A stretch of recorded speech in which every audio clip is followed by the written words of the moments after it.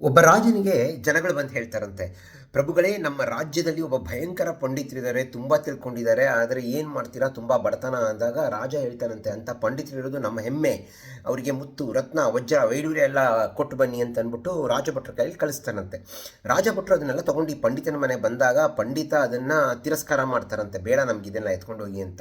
ಆಗ ಪಂಡಿತನ ಹೆಂಡತಿಗೆ ಸಿಟ್ಟು ಬಂದ್ಬಿಡುತ್ತೆ, ಬರೀ ನಿಮಗೆ ಕಟ್ಕೊಂಡು ಬರೀ ಬಡತನನೇ ಆಗೋಯ್ತು, ಅಲ್ಲ ತೊಗೊಳೋದಲ್ವಾ ಅಂದಾಗ ಅವ್ನು ಹೇಳ್ತಾನಂತೆ, ಅಲ್ಲ ಮಂಕೆ, ಇವತ್ತು ಮೂರನೇವರು ಮಾತು ಕೇಳಿಬಿಟ್ಟು ಅವನು ಇದನ್ನೆಲ್ಲ ಕಳಿಸಿದ್ದಾನೆ, ನಾಳೆ ಮೂರನೇವ್ರು ಹೋಗಿ ಹೇಳ್ತಾರೆ ಅವನಿಗೆ, ಈ ಪಂಡಿತನ ಹೆಂಡತಿ ಭಯಂಕರ ಎಗರಾಡ್ತಾಳೆ ಅಂದರೆ ಅವ್ರ ತಲೆ ಬೇಕಾದ್ರೆ ಕಡ್ಕೊಂಡು ಬಾ ಅಂತ ಹೇಳ್ಬಿಟ್ಟು ನೀನು ತಲೆ ಕಡ್ಕೊಂಡು ಹೋಗೋಕ್ಕೆ ಕಳಿಸ್ತಾನೆ. ಓಕೆನಾ, ನನಗೇನು ಪರವಾಗಿಲ್ಲ, ಆದರೆ ನಿನಗೆ ಓಕೆನಾ ಅಂದಾಗ ಅವಳು, ಅಯ್ಯೋ ಹೌದಾ, ಬೇಡಪ್ಪ, ಹೌದು ನಿಜ ಅಲ್ವಾ, ಎಲ್ಲ ಮೂರನೇವ್ರ ಮಾತು ಕೇಳ್ಕೊಂಡು ಮಾಡೋರು ಏನು ಬೇಕಾದ್ರೂ ಮಾಡ್ತಾರೆ, ಅದಕ್ಕೆ ಯಾವತ್ತೂ ಮೂರನೇವ್ರ ಮಾತು ಕೇಳಿ ಏನೂ ಮಾಡಬಾರ್ದು, ನಾವೇ ನೋಡಬೇಕು ಅಂತ. ಇವತ್ತಿನ ಕಾಲದಲ್ಲಿ ಇಂಟರ್ನೆಟ್ಟು ಬ್ರಾಡ್ಬ್ಯಾಂಡು ಇದರಲ್ಲೆಲ್ಲ ಬರೀ ಎಲ್ಲ ನಾವು ಮೂರನೇವ್ರ ಮಾತು ಕೇಳಿಬಿಟ್ಟೆ ಎಲ್ಲ ನೋಡೋಂಗಾಗಿದೆ, ವಾಟ್ಸಪ್ ಫಾರ್ವರ್ಡ್ಗಳು ಅದು ಇದು ಅಂತಂದ್ಬಿಟ್ಟು.